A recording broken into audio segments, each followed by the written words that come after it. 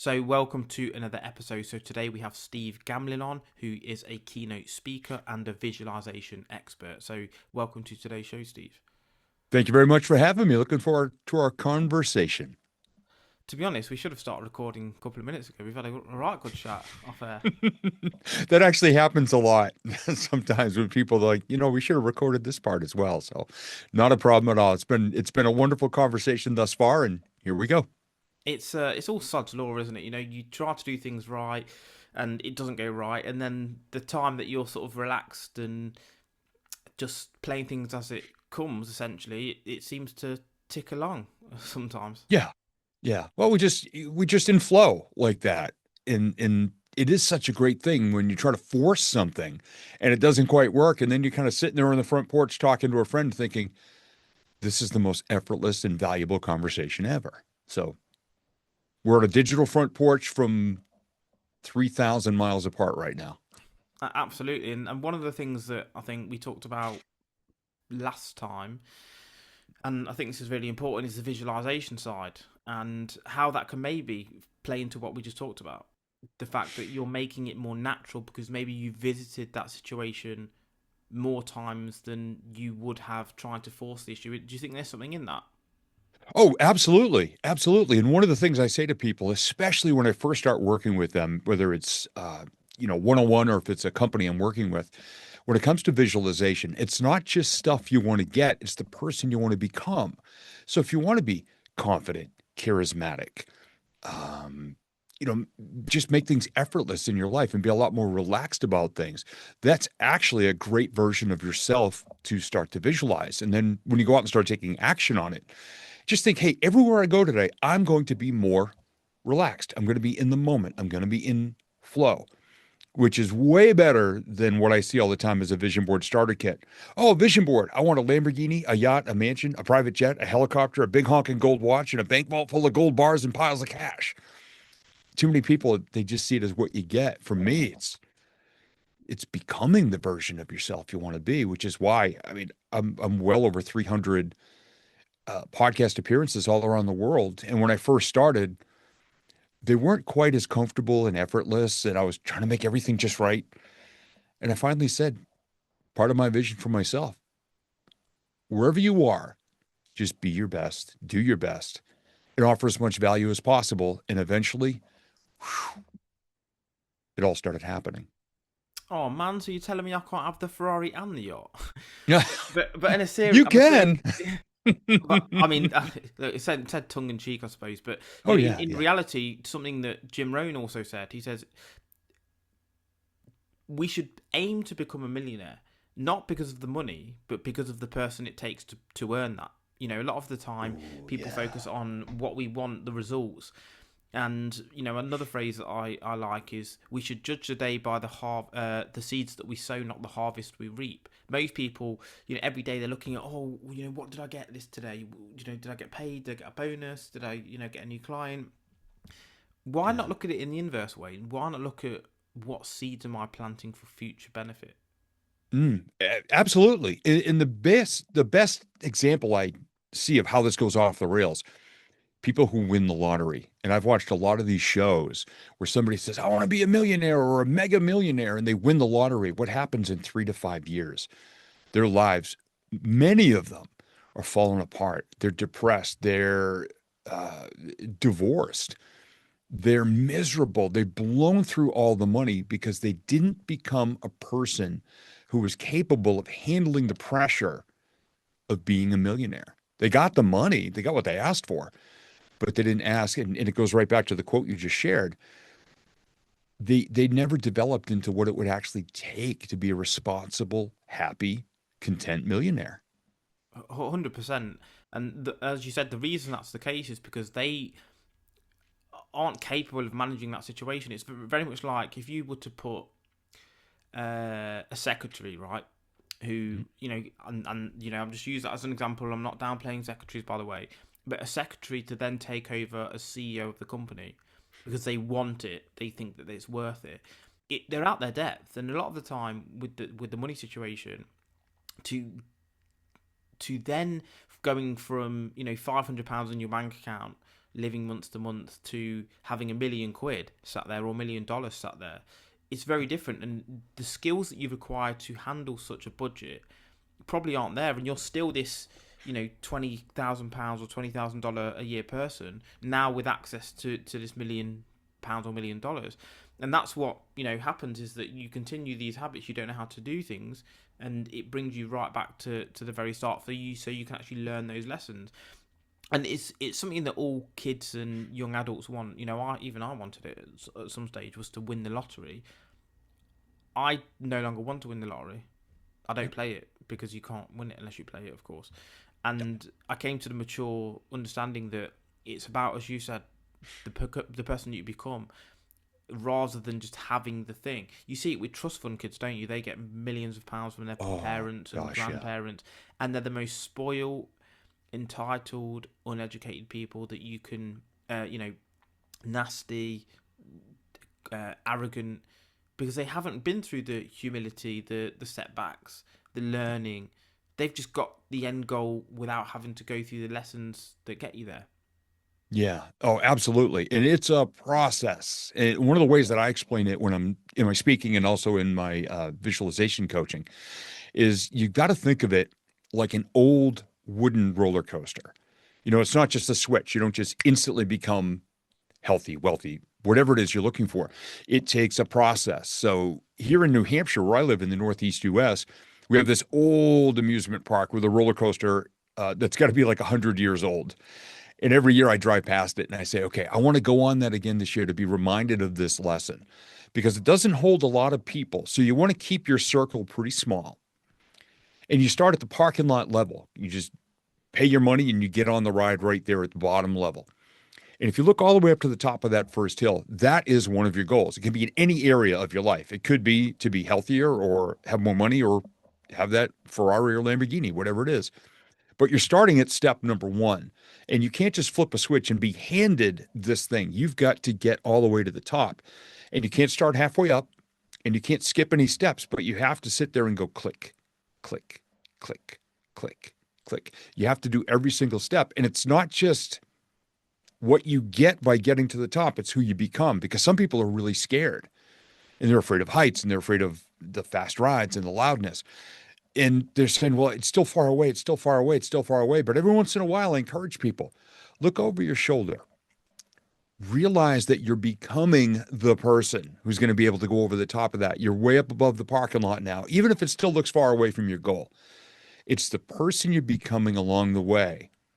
Then those little steps every day, the little habits you develop, the momentum you create, and the version of yourself that you start to see in the mirror every day is somebody who is actually accomplishing and growing, not just getting the prize, but becoming the person that's going to be worthy and responsible with it. And too many of these, like you said, the trust fund kids and some of the professional athletes and rock stars that suddenly get all that money in the world, but they're some of the worst human beings out there. They're miserable, they're unhappy, and they wind up wasting it all and going back to that identity of themselves as a broken, damaged person. I want to see more and more people grow into their best selves over time. It's not instant at all. It's actually a beautiful thing, because when you go over the top of that roller coaster, you get to enjoy a ride you couldn't stop if you tried. Scream your brains out. And when you get to the end, think of your next goal and get back in line and just repeat it over and over and over again. Was that a wooden coaster by any chance? Oh, it is. And Yeah. every year I always said I was going to be on the first ride. And then I'd see that little old man with the metal detector before the park opened, just trying to find all the bolts that fell out. And I would always think, you know what? Next weekend's going to be good too. Well, I think Maybe a the little wooden coaster's safer. an excellent metaphor as well, because it's the first thing that I thought of when you said wooden coaster before you explained your sort of metaphor for it. Is the wooden coaster different to the steel coaster? The steel coaster is faster, smoother, usually a lot higher, has more inversions, has all of the special stuff. But the wooden coaster has something special. You can feel every movement, you can hear it, you can feel the coaster through your seat. And I think that's also a really good metaphor or analogy, is to say, oh, well, actually, this journey, this progress, this coaster, whatever it's going to be, is not going to be smooth. It's going Mm. to be rickety. It's going to feel, it's going to be an experience, because I've always said, the wooden coasters have that, much like the old cars, compared to the new cars today. The new cars, faster, better brakes, better handling, but you don't feel the car as much as you used to do. And I think that's very much the case with life in general. You have to feel the setbacks, you have to feel the experiences, and that's why you have to go through these things. You can't hope to be, I think you just mentioned 300 podcasts you've been on. You can't expect to be the perfect guest on a podcast unless you've gone through 300, 500, 700 podcasts, or keynote speeches, or whatever it's going to be. But a lot of people want that from the start. They want to be the perfect footballer, the perfect athlete, the perfect speaker, and they've never done it. How do you ever hope to expect to get to the top of the roller coaster without going up the chain that's going to take you there? The rickety old thing. And I talk to so many people that want to start a podcast. And here you and I are years later after we started, and we're still growing into our best selves. But I've known people for several years who've said, I want to start a podcast, but I'm afraid my first episode is going to stink. And I just start laughing. I said, you can take out, maybe and might, your first episode is going to stink. But your 100th episode is going to be amazing because you were brave enough to do one that might stink. Yeah, And 100%. the average number of episodes produced before a podcast host quits is between 3 and 8. And they quit because either it's not for them or they didn't see instant results. They didn't go viral. And one of my vision board coaching clients was one of those people who was afraid to start. She started a couple of years ago. I coached her through it. I helped her set up a nice recording setup in her office. It was all these bright colors. It was her personality expanded. And she was so happy when she was sitting in front of it and could see it on the camera. And I told her, now remember, the average host quits between episode 3 and episode 8. She goes, okay. I said, so when you hit episode 10, you're a rock star. Once you hit double digits, you've beaten the odds. You're ahead of the curve. You've beaten the average of where people quit. And last time I asked her, I believe she was getting close to 200 episodes. As soon as she hit those 10, she goes, just kept going and going and going. And she's amazing at it. I think that's the real problem with perfectionism, because perfectionism and procrastination for me are synonymous. If you Yeah. are a perfectionist and will only start when it's perfect, only do it when it's perfect, you will never get started. You have to be okay with being shit at first. The Yeah. best athletes in the world were at one point shit when they first started their first beginner class. Whether it was when they were 4, when it was when they were, or whether it was when they were 10, whatever the figure is, they were not good at the start. And yes, they probably had some natural talent, and maybe Mhm. they were better than the other people in the class at the start, but they were still not good objectively at that point. So I think, as you said as well, you have to look at the actual stats. We're taking the apex fallacy essentially and looking at the top and saying, look, in order for a podcast to be successful, you need to be a Joe Rogan, Lex Friedman, Modern Wisdom with Chris Williams, and whatever it's going to be. Yeah. That's not the case, actually. You're looking at the top 1% of 1% of 1% and extrapolating it to your journey now. And you are starting from a different point. If that is the end goal, then great. But you also need to understand their starting point. Joe Rogan's starting point as a podcast host is very different to yours. He already had a list of comedians on his phone, people from the UFC, who he can just call up and get as a guest on his show. And then he's also got the experience of being a comedian himself, so he's okay with talking and speaking to people. Yeah. You, on the other hand, are 16 years of age, haven't got any experience in life generally, and you want to be the next Joe Rogan. Unfortunately, you have to, as you said, step by step, make small goals that are attainable in order for you to reach them to get to the next level. Yeah. Oh, 100%. And back in the days, in the early 2000s, I became a speaker and a stand-up comedian actually on the same exact day. in something that happened in my life. And I remember telling people, yeah, I'm going to try stand-up comedy. I wanted to do it since I was a kid. And they said, who do you think you are? Jerry Seinfeld, who was huge at the time. And I said, no, I'm just me. And even Jerry Seinfeld had his first time on stage when he was probably in his teens, and he probably stunk. So understand you don't have to be all of a sudden or think you have to be the stars. Same as when I became a speaker and I started doing positivity and motivation. People said, oh, are you the next Tony Robbins? Hell no. I don't even want to be Tony Robbins. Tony's great at being Tony. I don't want to be Tony. I'm a storyteller and a humorist. And I just take from my real life and just relate to people as best I can. I don't want to be Tony. I don't want to have lasers and fog and thundering music and jump up and down and yell things that rhyme and all that. That's Tony. Tony's larger than life. I'm just me. I And love that's it. all I've ever wanted to be as a speaker is just me. And over time, it worked. I love it. It's the authenticity, isn't it? People want to Yeah. be other people. Okay, maybe you want some of their characteristics. I like what Matthew McConaughey says, where who's your hero? Who's your hero? My hero is me in Yes. 10 years' time. That was an awful accent, by the way. Me in 10 years' time. And then they ask him again in 10 years' time, who's your hero? Oh, it's me again in 10 years' time. And I think that's a really good point. You should ever want to be someone else. You should maybe aim to adopt some of their characteristics. And Yeah. again, what you said is about the comedy thing. It's a testing ground. Do you really think that even world class comedians are no longer testing their material in when they're going to their most recent event? They're still testing material. They test if it's good, if it's bad, what the reaction was, what the possible heckles were, what they could have done better. They're still at the improvement process. You'll never be complete. You'll never be finished. You'll never be complete. Yeah. A, a gem cannot be polished without friction. If you want to be a gem, you need friction, and you need that to polish you.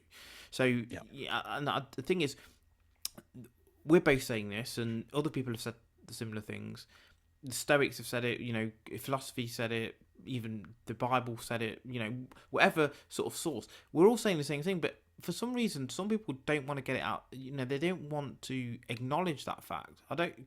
What do you say to someone who, if they can't see past that, to get to think like that? People need to realize that all these people that get idolized and worshiped, whether it's the footballers or the rock stars or any of this, they weren't born that way. They were born just like you were, kicking and screaming, probably 7, 8, 9 pounds. And they just learned along the way. And I love what you said about the stone being polished with the friction. Life has just shaped them in such a way that their best talents had to come out as raw as they were, and they had to develop those. Well, they were aligned with really good coaches, and maybe they read books, maybe they listened to podcasts, and every little thing that they can glean from the world around them that they can apply in their life and get better and smooth out their edges and excel a little bit more. We're all a work in progress constantly. Nobody's born with all these gifts. And if they were, I think they would flame out very quickly because they would take it for granted.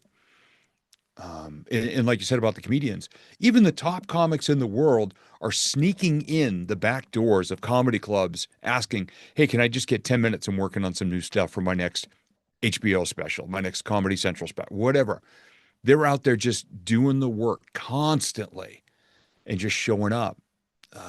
My best, most requested stage stories that I still get asked for now, even 20 years into my speaking, started off as really awkward, cumbersome, clunky, horrible stories 20 plus years ago, or the first time I ever told them.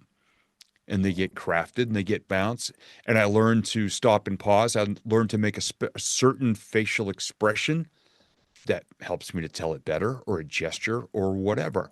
We're all a work in progress. Anybody who's number one at what they do has to work even harder to stay number one. Harder 100%. than it took to get there, I believe. 100%. They say, don't they, that it's easier to get to the top than stay at the top, Yeah. because people are gunning for you. They're chasing you down. They now know your weaknesses and all of these sorts of things, and you have to double down and work harder. And you mentioned about purpose as well, because there's two arguments, isn't there? There's the Aristotle argument, is whereby everything's designed with a purpose in mind. Every Hmm. tree, every bird, it has a function, it has a purpose. The Sartre end of that, philosophical debate is that we create our own purpose. Now, I'm somewhat in the middle. I think that you do have certain attributes that make you more like something. Usain Bolt is a prime example I use. He's tall, he's got a long leg span, fast twitch muscle fibers. Cool. I could run as much as I want and train as hard as I could. I'm still never going to be as fast as Usain Bolt. So there are limits, but within the remit of what you do have, then it comes down to working out what you're naturally aligned to, and then going out and working on it to get even better. And I think there is that idealized thought that, oh, I'm just going to be so naturally good at something, I'm just going to do it without any work, or I'm Mm. just going to work so hard at this one thing, I'm going to become the best in the world at it. I think there has to be pragmatism within that sort of frame to say, look, wherever you're starting from, you need to look at your next three checkpoints, your next three objectives. Again, coming back to what you said at the start, and working on those, whether it's episode 7 to 8, whether it was episode 8 to 9, to get over that threshold to put you in the top, whatever percent of people doing podcasts. Because I'm very much the same as that as well, is saying, actually, little and often is more important. If I've said to you, look, you've got to write 3 books this year, that will sound like a lot of work. But if you break it down, it might only be 3 pages a day. That's 3 books. Mm. So there has to be a way that you can speak to yourself to get you to do something. Is that what you look at? Do you look at the self talk as well as the visualization as well on that basis? Oh, self-talk is one of the most critical parts of all of this. And again, I say this because I learned it the hard way. I turned 58 earlier this year. And up until I'd say my mid 40s, my self-talk was terrible. I could say, "Oh, I want to achieve this. I want to do this. I want to do this." I remember you tried that before and you failed. And I'm literally saying this to myself in the mirror every day, tearing myself down. And it is critical to believe in yourself. No, it doesn't mean that you do the old character from Saturday Night Live. I believe his name was Stuart Smalley was the character's name. You're good enough, you're smart enough, and gosh darn it, people like you. You don't have to say that kind of fake fluffy cloud stuff. But man, cut yourself some slack. Believe in yourself. Hey, I made it to episode 7 of my podcast. I've thought about quitting every single episode. And then look at yourself and go, dude, come on, you got one more in you. Go do one more. Go do one more. Go do one more, one more, one more. Then you're up above 10 and keep going. And then, okay, you did 10, you got 2 digits. Great. Get 3 digits. Keep going. Keep getting better and believe in yourself. And I used to be the person who would give himself the finger in the mirror some days in the morning with what I'd done in my life in the early 2000s. Quit my radio career, went through a divorce, was horrifically in debt, and had to crawl home and live with family. I was brutal to myself for years. And just a few years ago, I learned something from Mel Robbins, who's a speaker who I really enjoy. And she said, when I get in the mirror in the morning, I give myself a high five because you can't possibly be sad or angry when you're given a high five. It makes you smile. So I started doing that in my morning when I get up to work out at 5 a.m. And then I added something else that she said. She said, even if I didn't believe it, I pointed at myself in the mirror and said, I love you. And she said, I started to notice I was less angry and my self talk improved because I didn't just take shots at myself and call myself a loser. So every morning now, Monday through Friday, when I get up at 5 a.m., I high five myself in the mirror. It makes me smile. Even though my eyes aren't all the way open yet, I point at myself. I said, you are a good dude with a big heart and you love your Tina, my wife. And today you're going to make something good happen. You're going to put some plus signs in the world today. You're going to stay focused and you're going to get stuff done. You're going to create progress. You're going to go click, baby, click. And that's how I start every morning. My old bad self talk would not survive now because it held me back for far too many years. And too many people are doing that to themselves. And I'll ask them, I go, wow, do you talk to yourself like that all the time? Yeah, it keeps me real. It keeps me working hard. I'm like, well, just be aware there's a danger to it, because even though you think you're just throwing it out there, there's a version of you inside there who's listening, and you're programming the computer. So just be careful with what you say. Don't put viruses in there. Put some good code in there. 100%, 100%. It is how you view yourself from a self-esteem perspective, etc., Mhm. etc., etc. Because you have to understand that you. Okay, here's a prime example. This is why the chicken can come before the egg, or the other way around. If you think it is the other way around, if that makes sense. You don't smile because you're happy. Actually, smiling makes you happy. If you Yeah. smile and force it, it makes you happier because it releases endorphins, etc. So a lot of the time, yes, we need to, our confidence is in some ways tied to past performance.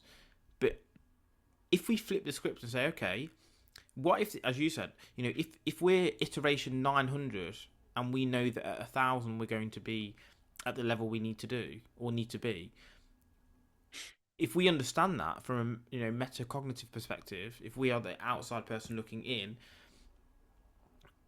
it doesn't matter then, does it? I'm at iteration 900 and I'm aiming to get to 1,000. It doesn't really matter that at this point I'm still not good because I know that I'm aiming for this point here.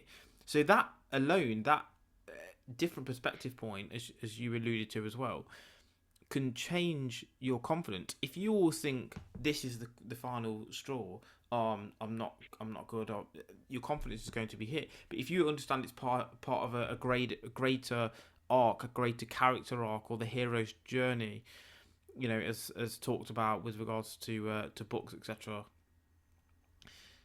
then you need to understand where you are and the fact that maybe you're not failing. Maybe this is part of the process. Oh, 100%. And you just touched on something so perfect. When I'm working with a client or with a company team on visualization and creating vision boards and creating action plans, I'll always ask them, okay, how are you going to track your progress? And just it fits perfectly with what you just said. People are out there on the hero's journey. They don't give themselves enough credit for the work they've done. So my vision boards actually have tracking systems built right into them. And a perfect example is we have a Peloton cycle. And about almost 5 years ago, I stopped drinking alcohol and I started to exercise more to get back into shape. I was 35 pounds heavier than I am now. And for Christmas that year, Tina's company offered a coupon to put towards a Peloton cycle. So we got one. And I said the first year I wanted to pedal 2,400 miles that year. So I had to do an average of 200 a month. And somebody said, "Hey, Steve, how you doing on that?" I'm like, I don't know. I haven't checked the bike in a while. And I had to dig back in and figure out how to do the miles. The very next year on my vision board, and every year since, I've got what looks like a thermometer. And it's, 100, 200, 300, 400, up to 3,000 because I've done as many as 2,900. But my goal is 2,400. And every single time I pass another $100 mile increment, I bust out a brightly colored marker. I take my vision board and I color in that line. And what I started to do was realize the momentum and the confidence I was getting because I knew exactly where I was on the journey. Even if I said one day, "Oh, I don't feel like riding," hang on. We got to make some progress today. Maybe I only do 3 miles. This morning I did 15 to kick off the new month. But if you don't know where you are on your journey, it can be so much easier to quit.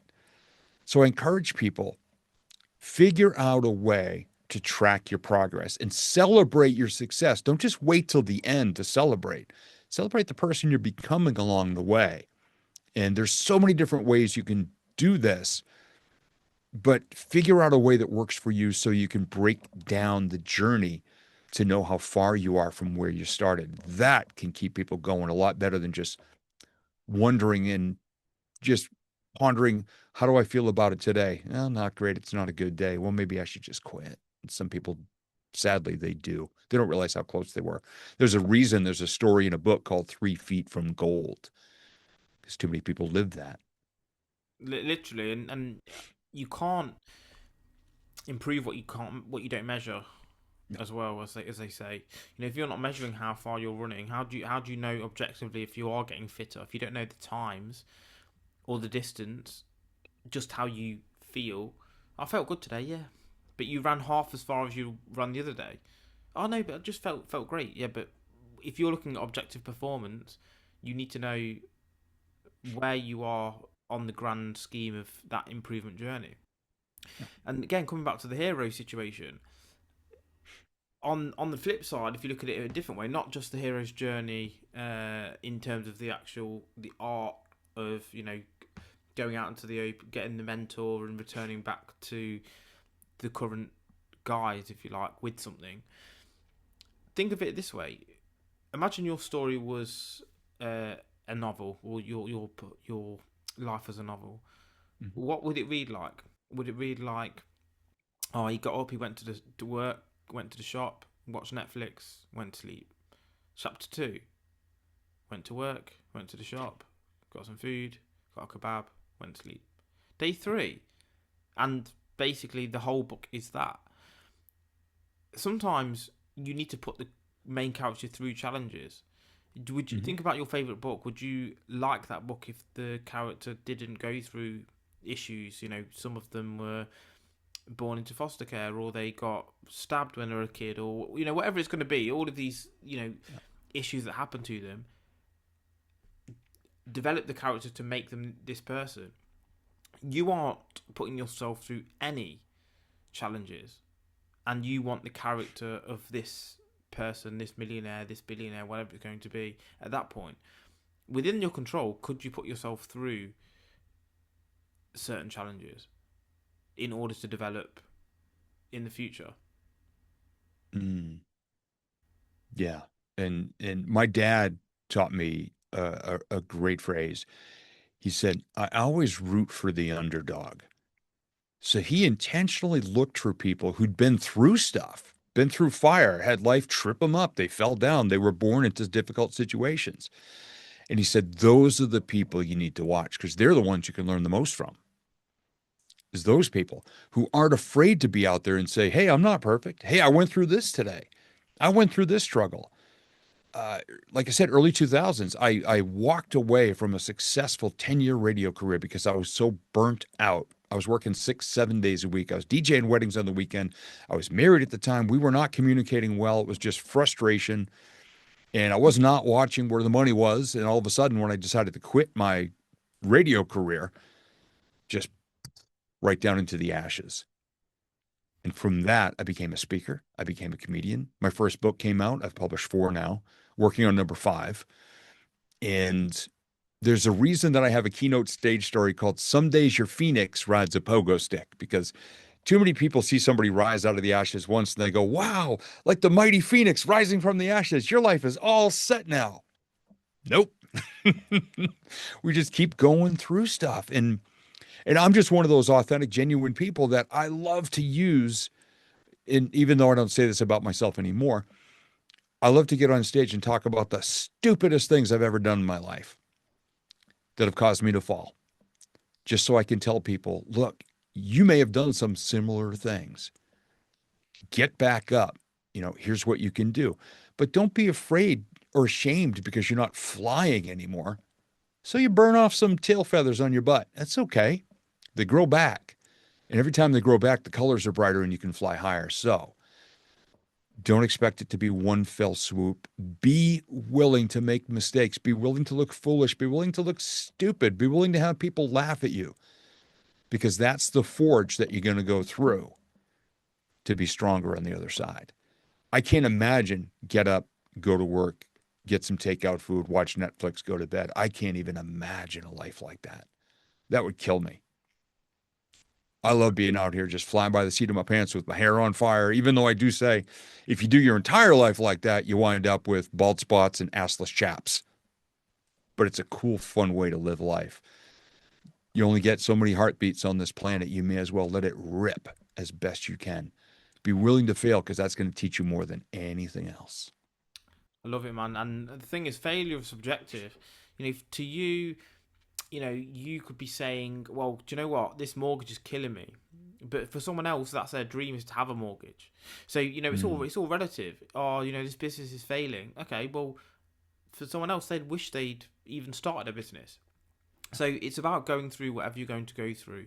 And you mentioned about birds as well. A really good example is the eagle, because the eagle damages its own beak and things like that, goes out into the mountains, and it grows back Yeah. stronger. The other Yeah. thing that the eagle does is it, when there's a storm, all the other birds hide away. The eagle doesn't. The eagle goes into the storm, uses the storm, and then gets up and flies above the clouds. Yeah. Be like the eagle. Aim for the storm. Whenever what did Robert Greene say? If you're on the side of the majority, it's time to pause and reflect. If everyone else is doing X, maybe it's not the right way to go, because by definition most people are sheep. Yeah, there are too many people out there doing that. And it's comfortable there for a lot of people. They just think, well, there's a lot of other people doing it, so I guess I'm in the right place. I'm in good company. Not always, because what is it? Is it lemmings that all kind of rumble and thunder together and they run, one runs off a cliff and they all run off a cliff? You got to be careful of that. Sheep, same analogy. Just out there, just following the rest of the herd. It can be dangerous. And when you're the person though who goes against that, at first you get ridiculed. You're probably loaded with self-doubt because everybody else is telling you you're going the wrong way. But then all of a sudden you realize you're the eagle. You're flying above the storm and the noise. And you're harnessing all those objections to rise up even higher and say, you know what, in my heart and in my soul and my gut and in my mind, this is the right thing for me. Even if no one else is doing it at the time, do what's right for you. Well, the thing is, to be like a trailblazer, as they say, you have to trod on the unworn path. If you're following a trail, it means that you're following someone else's footsteps, of Yeah. course. And let's use examples again, like we're just going to use Joe Rogan just because we're talking on a podcast. Mhm. He, not that he was the first ever, but he set the precedent of a podcast.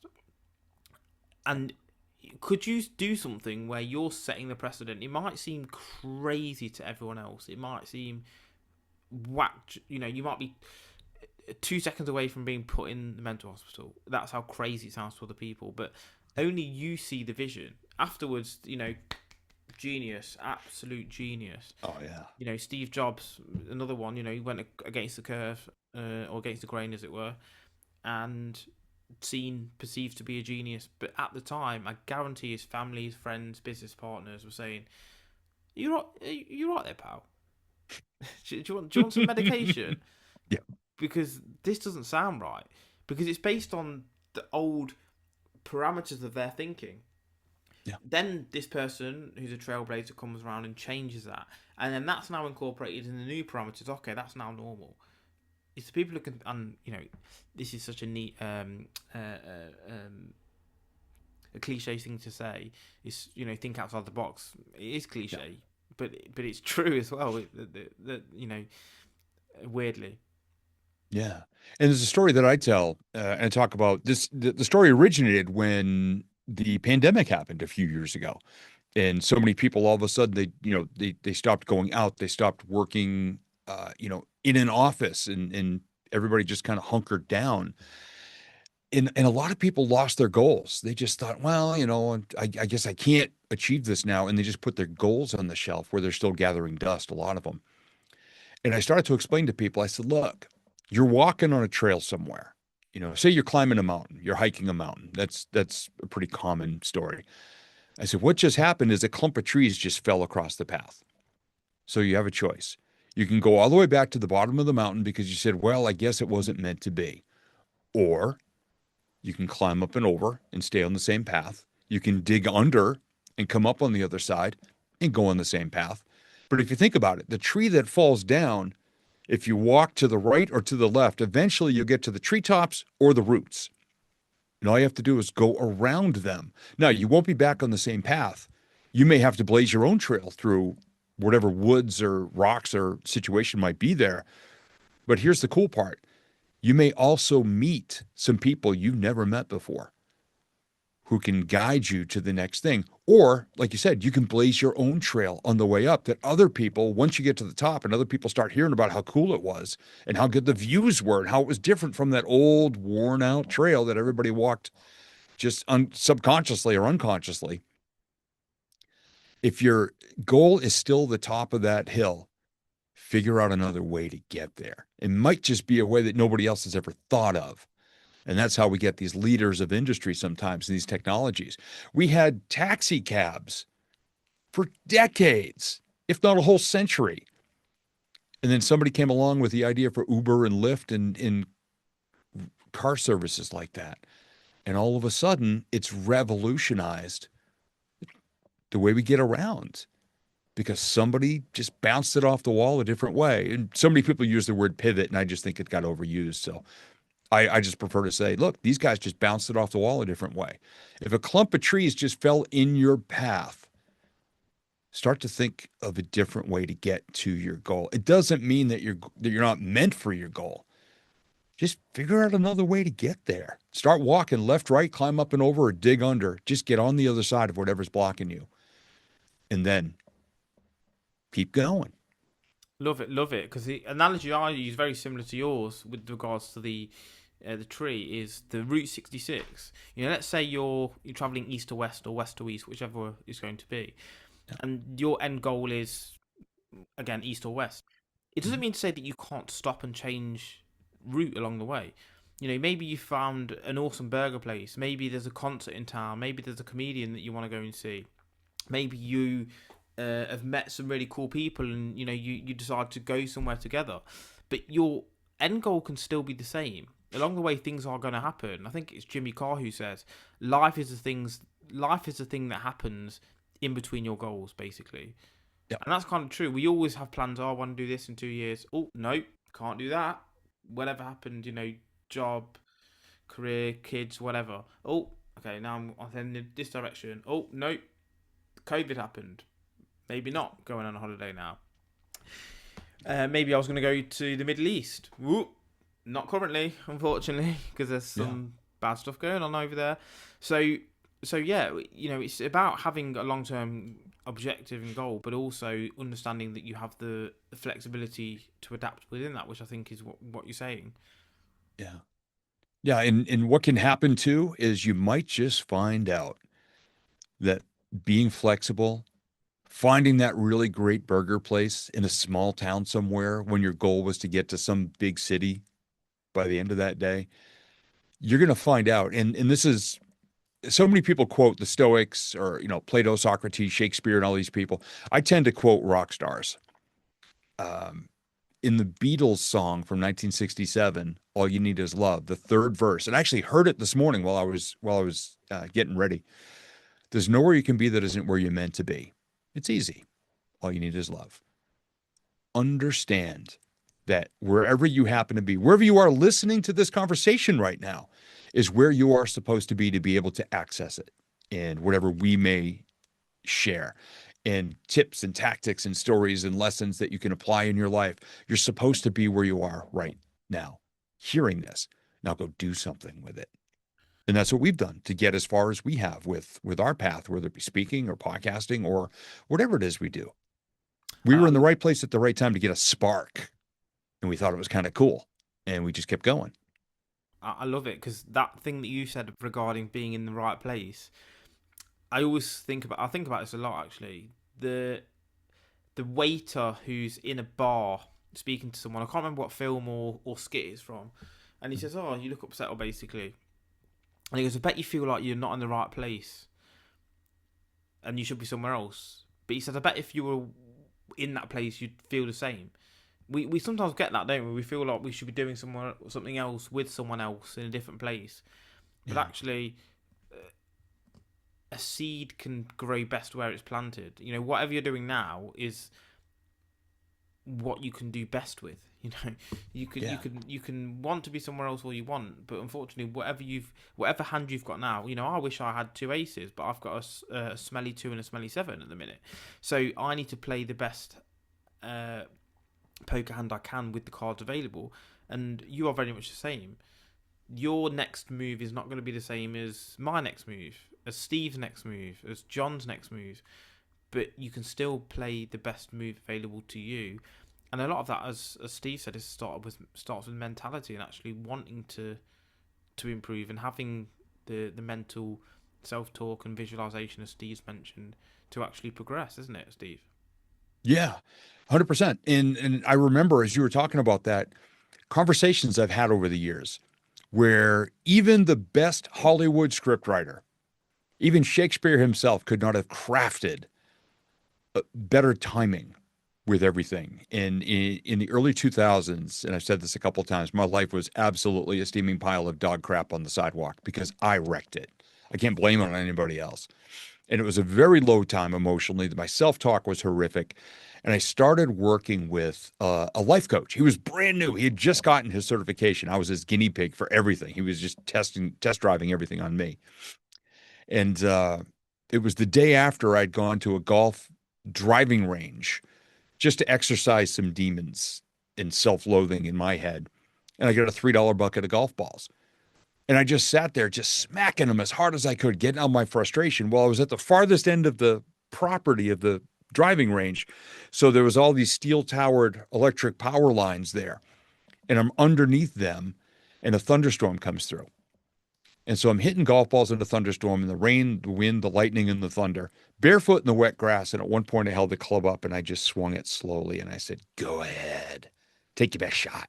Just being funny, just being stupid. And the next day, I'm talking to my life coach on the phone. And here's where the timing comes.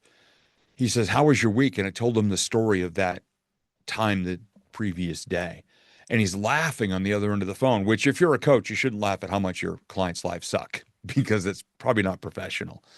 But he was laughing and he said, I got two questions for you. Are you this open and honest about your life with everybody? And I said, yeah, pretty much. Let it all hang out. And then he asked, "You ever thought of being a motivational speaker or a stand up comedian? I think you'd be really good at both and I think you'd enjoy them."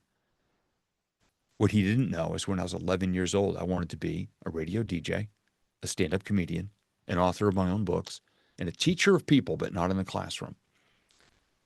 And I said, "Yeah, I've wanted to do both since I was a kid, but I have no idea how to pursue it." Here's where the timing comes in. In the junk mail pile on his desk was a brochure from a local community college. He says, "Yeah, there's this college a couple towns away, and they have a class called Intro to Stand Up Comedy, and it starts in 2 weeks. You want to go?" I had no idea that a class like that even existed. But here I am, the day after doing something colossally stupid that could have killed me, made this guy laugh, and he said, "You should do that more. And here's a way to do it." It was as simple as that. Conversation, right place, right time. Know where you can be, that is where you're meant to be. It's easy. All you need is love. And that led to speaking because he then asked, "Have you ever heard of Toastmasters?" And I said, "Well, it's one of those groups where you kind of get together and tell stories and stuff." He said, "Yeah, you got the tools. Go sharpen them up. I think you'll do really well there." And I did stand up comedy for 7 years. I was in Toastmasters for 8. Been speaking for more than 20, all because of that one conversation after what could have been a very disastrous thing I dared a thunderstorm to do to me. I'll tell you what, there's two bits of that I love. One is the synchronicity side. Sometimes, you don't always plan every detail. Sometimes life plans it for you. The synchronicity of the magazine left on his desk and him calling you up and laughing at you. It's the exact thing that you said to him that made him say that back to you. All of that is synchronicity, which I was speaking to a girl about this recently. We both get it a lot, not necessarily with each other, but as in we have it ourselves and together, of course. It's crazy, right? So that's one thing that I really loved about that story. The other, and it's something I talk about a lot, and coming back to what we said at the start, is your purpose defined or is it something that you create? If you are feeling stuck and you don't really know what to do with your life, stock take. You said measure earlier, Steve. Measure and write down every time someone gives you a compliment. People don't give out compliments very lightly. People don't say that chicken was awesome. You're really good at this. Blah blah blah blah blah. Yeah. When they do, they are giving you a sign of what you should be doing more of. Mm-hmm. People don't give false compliments generally either. Yeah, there are exceptions to that, of course. But if you're slow, they're not going to say you're fast. Unless they're trying to get something out of you. And that's generally with the kids, of course. But, talking as adults, maybe that's being said to you in order to push you down that direction. Yeah. I've got a call coming up tomorrow with a woman I've known for several years. She follows all my stuff, and she went through a serious medical scare just a couple of years ago. She had a cancer scare, and she had a lot of surgeries. And she is one of her hobbies, one of the things she loves to do. She is a power lifter. I mean, she is badass in the gym, and she could just deadlift and bench press, all this stuff. She was amazing at it, and she's had to relearn. She told me she has scars from surgeries all over her abdomen, so she hasn't been able to do what she did. And she said, after that scare, I realized all these goals I had my whole life. I wanted to write a book. I want to be an extra in a movie. I mean, not even, I don't want to be a Hollywood superstar. She wanted to be an extra in a movie. We had a conversation 2 days ago. Her, after she told me her first book is coming out, I didn't know she was writing it. I just remembered her saying a while back she wanted to write a book. Her first book is about to be released. So we got on a phone call, and I was asking her, how'd you do this and this and this? And she lives in Texas, here in the U.S., and she said, so I want to be an extra in a movie. And I thought, oh my gosh, between Landman and all these other Western type shows right now, there are a ton of productions happening in the state of Texas. So I suggested find an online community that talks about where all of these different productions are happening and see if there are opportunities. She sent me a message yesterday. Hey, Steve, I'm going to be on a movie set in May. It took her less than 24 hours to find the right place online to make the right connections and just inquire. How can I be a part of this? And within 24 hours, it was already confirmed. Next month, she is going to be on a movie set. So we're going to have a phone call, and I'm going to have her explain exactly how she did it, from the visualization to taking steps to tracking her results to surrounding herself with the right people to get her book done to launching. I mean, all these things, we all have these abilities, but so many of us we think it's too big, or we can't do it, or we failed before. God, you can create a vision for almost anything. I'm living proof. And that's why when people ask me, Steve, what qualifies you to talk about what you talk about on stage and as a coach and as a program creator? I have a little chalkboard here in the recording studio. And I don't have certifications or all these other things people think you need to have. I just took a piece of chalk and I wrote, this guy lived it. And I drew an arrow and I hold it up so the arrow's pointing at my face, and I take a selfie. That's all that qualifies me. You and I are experts at what we do because we've done the work and we've recovered from all the things that went wrong and all the trees that fell across the path in front of us, and we just went over, under, or around in either direction. And this is my friend Michelle now is going to be on a movie set in a month. It is just awesome. And I sent her a selfie of me high-fiving her.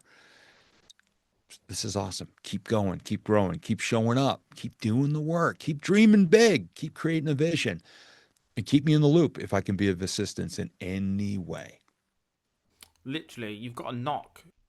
People want something. Like I said earlier, I don't play the lottery, but let's say I did. In order to win the lottery, I have to play the lottery. It's impossible to win the lottery without playing the lottery, right? And people say, I want to do, I want to be an author or whatever it's going to be. I want to be, use the example of being an extra. But are you even going to any improv classes or acting classes? Are you even looking at roles? Are you even applying? Have you made a short of yourself acting, whatever it's going to be? Do you even know what the process is?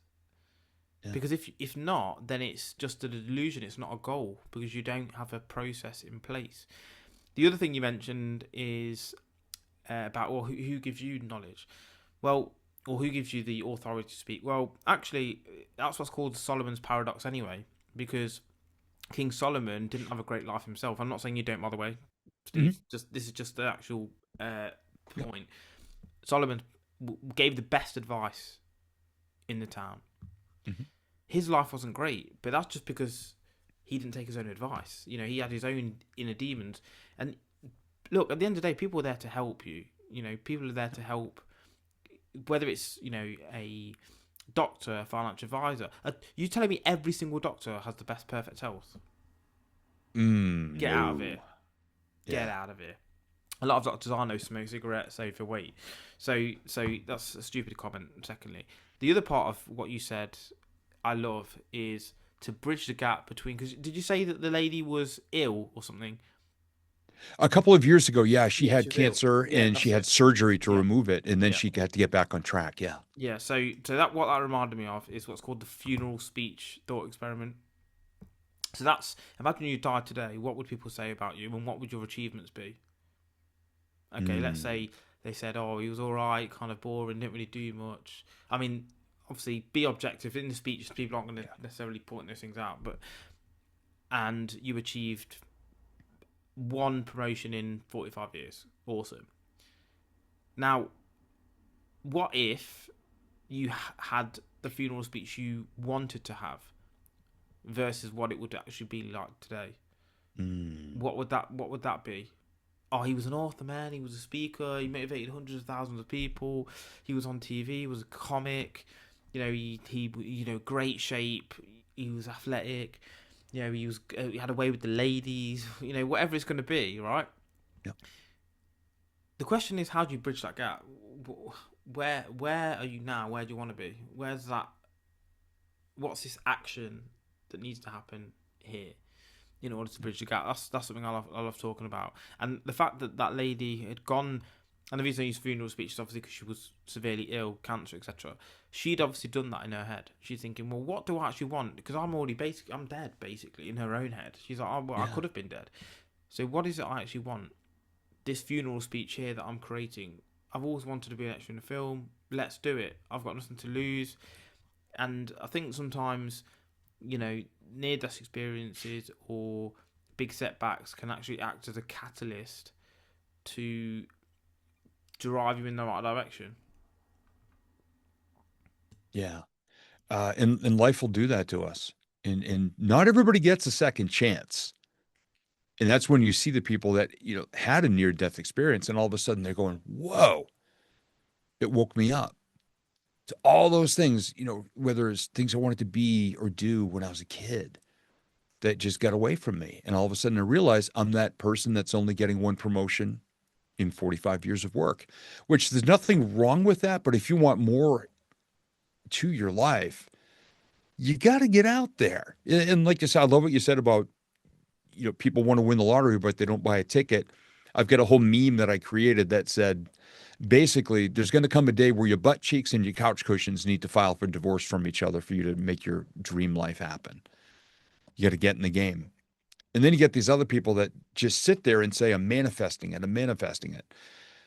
Law of attraction is a great thing, but I believe you got to meet it halfway. You got to put yourself in the right places. You got to make some effort because not everything you want is going to just show up and knock on your door and all of a sudden just be gifted to you. Because if it did, how much would you appreciate it really?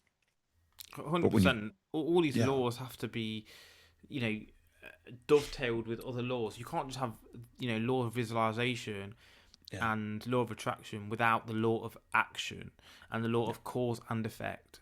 Yeah, it's impossible to have, because otherwise the laziest bastards will be the most successful because they'd sit there and they would yep, just dream up this amazing universe. And maybe that isn't far away. yeah, You live on a VR headset and everything is yours forever. But Alan Watts has already discussed this. Alan Watts already said, okay, for the first few years, few nights, whatever you want to look at it, because he said basically every dream. Imagine you could live 70 years, a full life.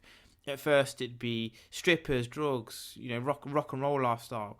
But after a while, that would get boring, and you realise that the planning of things would make life kind of stale because you'd already planned out everything you want to do. I yeah, want this life. I want this life. And he said you would end up with the exact same life you've got now because you'd yeah, want uncertainty. You'd want the challenge of something. You'd yeah, want not to just have everything. You'd want to build and work and grow towards it. So then, if that's the case, why not appreciate the life that you've got now? Everything you have, someone else wishes they could have. Whether you're, even if you've got hair, someone's bald, they wish they had hair. yeah, Simple thing. Maybe yeah, you're quite tall, they're short, they wish they were taller. Maybe you're yeah, smarter than them, maybe you've got a better job. There's hundreds of millions of things I could detail there. Just be grateful for those things then. And yes, Yeah. you should work towards something because people tend to think that gratitude is the inverse of ambition. That's not the case either, is it? No, no, not at all. I'm grateful for so many more things now than I ever was in my entire life because every single day I'm just striving for the next click, the next level, the next whatever. And I found out that the more ambitious I got and the more I dreamed and the more fine-tuned I created a vision, the more I had to be grateful for. Just amazing how and I'm talking real life, not the VR headset where the person's living their dream life and they take it off and they realize they got, they're sitting in their underwear on the couch and the house is a mess and they got gravy on their shirt. Real life, no matter what life throws our way, if you just keep trying to be a better version of yourself, even 1% per day, it's really all it takes. Keep on going, keep on growing, keep on showing up, and keep on seeing that best version of yourself. Maybe it's not perfect yet. It never will be. But if you do nothing, you're always going to fall back to that lowest common denominator that you're willing to settle for in life. And I wouldn't want people saying that about me at my funeral someday. I love it, I've man. already had some people say, Steve, I know exactly what I'm going to say at your funeral. Every time I go grocery shopping, if I see a shopping cart abandoned, I go pick it up because that's what Steve does. They just say, I'm inspired to go do an act of kindness because that's what you do and how you lived your life. To me, if anybody did that or just said, I remember to laugh out loud every day or help somebody else with a compliment every day because that's how you lived your life. Hey, I'll be smiling down on my own funeral if I get that. But I've got to do the work to earn that reputation That's it. every single day. Make life or leave the world in a better place. Yeah. That's if you aim to do that, there's no way that you can't be successful in some way, shape, or form. Yeah. It's all about the value that you bring, And the other thing you said about perfect, it's what I say to clients as well. Like, is there such thing as perfect? No. Okay. Nope. Then why do you keep saying you're waiting for the time to be perfect? I know. Waiting for things to be perfect. What do you mean by perfect? Yeah. Like, it doesn't make any sense. Because like let's just play out an example. They're saying, oh, I need to start a business. Okay, cool. Why aren't you starting a business? I just need things to be perfect. We're going to get married and have kids. Okay, great. Now let's assume that person waited to have kids and get married to start the business. You ask them again, why don't we start a business? No, man, I got kids and I'm married now. But that's the same thing that you said that you wanted in order to start. Now that's Yeah. the excuse for you to not to start because obviously the costs involved and you've got more obligations. But surely that then tells me that you're the kind of person who looks to make excuses. Yeah. It's kind of a weird situation, isn't it?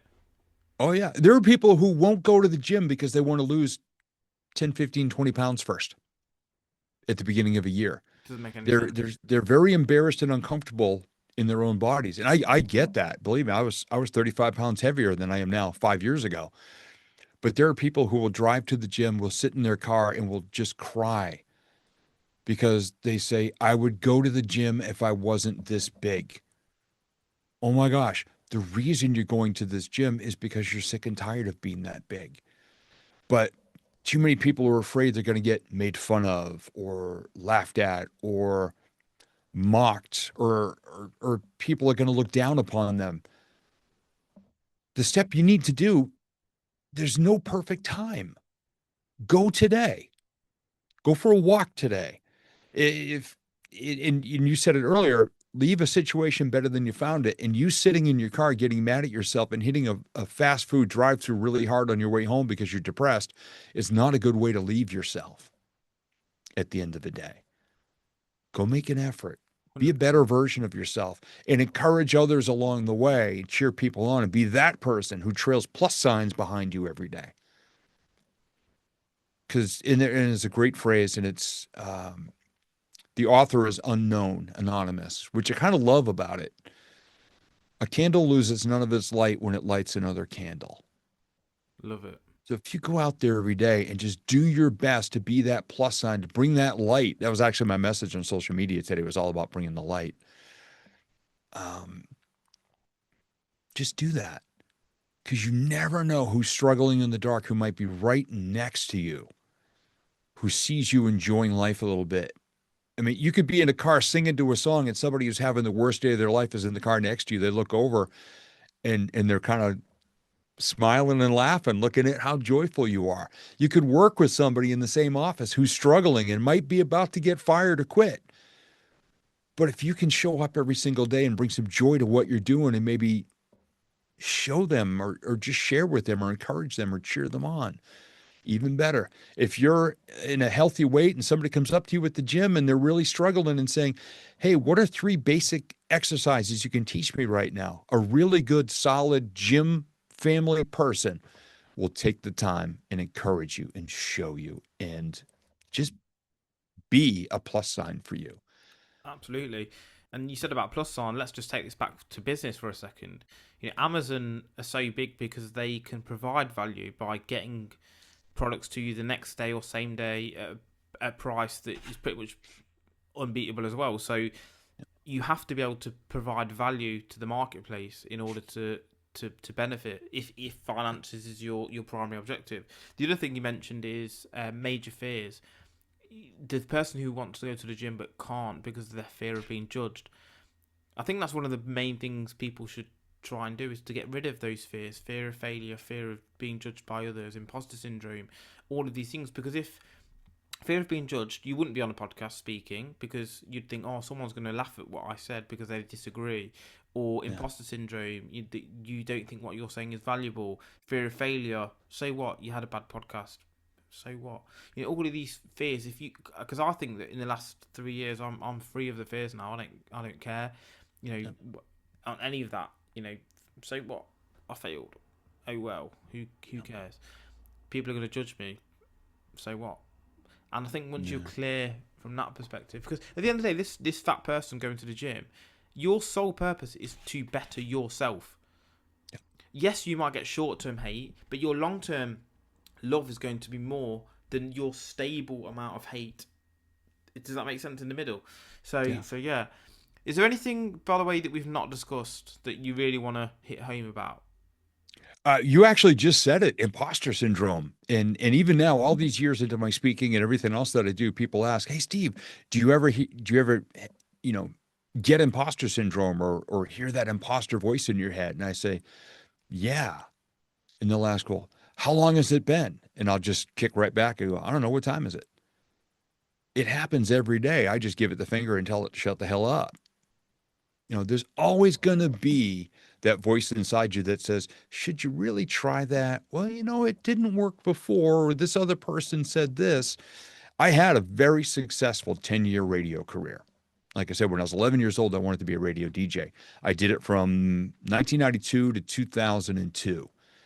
Now, I was not an on air DJ until my eighth of 10 years.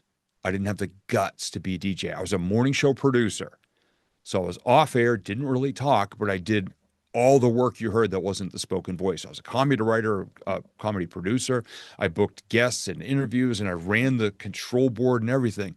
I didn't have the guts to use my voice because people in radio had said, "Oh, you'll never be a DJ. You don't have a good voice for it." And people now say you got a good radio voice. I said, "Well, thanks. I wish I had it back then because I didn't." You've definitely got a face for radio, mate. Yeah, I've said that Hey. one forever. Definitely have that. But the eighth year, because I had to, our morning guy quit, and the owner of the station was going to just take us all off live and put it back on satellite. And I just raised my hand and go, guys, I've been in radio 8 years. I can do this. And in parentheses in my head, I'm thinking, never been on the mic. And I started, and I was terrible. And on the fifth day, I thought my boss was just going to come down and say, look, we're just going to go back to satellite because this is not good. And that morning, with no other excuses and knowing I was going to get it taken away from me, I just came out of a song and I said, hey, everybody, Steve here, New Hampshire's Classic Rock, Big 101.5. I may suck as a DJ, but if you tolerate me reading the weather for the next 42 seconds, I'll play a kick-ass rock song. And I'm just saying it just fell out just kind of like that. And I read the weather and I played a song and I turned off the microphone and there was a knock at the door and it was my boss. And he looked at me with a huge smile. He says, "Bro, that was the funniest thing you said all week. Man, just be yourself. Stop trying to sound like a DJ." Literally, and I also think just before we sort of finish off, is Yeah. sometimes imposter syndrome can mean you're on the right path anyway, because generally they say the empty barrel makes the loudest sound, and the dumber Ooh, people have like Dunning-Kruger that. effects, don't they? Where they're the Yeah. ones who, oh, listen to me, and they don't really have much to say. So sometimes if you have the imposter syndrome, maybe that can be that you actually know more than you think, because you understand what you don't know as well as what you know, which is what's given you that imposter syndrome. Whereas Yeah. thick people, uneducated people, think they know it all because they know, one or two things, and they've got the whole, beat on the chest. So Yeah. maybe, again, it's all perspective how you look at things. Maybe that imposter syndrome is a good thing. Yeah, because you're somewhere you've never been before, but you got all these really cool tools in your backpack from the journey, and you can just pull one out and survive and get to the next level. I love that. That's awesome. Mate, it's been awesome. Thank you. Thank Where you. can This has been people reach great. out to you if they want to? Yeah, nice and easy. If you're on social media, I'm on Facebook, LinkedIn, and Instagram quite a bit. Just look for my name, Steve Gamlin, Gamlin, or you can check out my website at stevegamlinspeaker.com. Awesome. Well, thanks again. Loads of great lessons there, and I'm sure the audience will take tons of value. Awesome. Thank you very much. It's been a blast.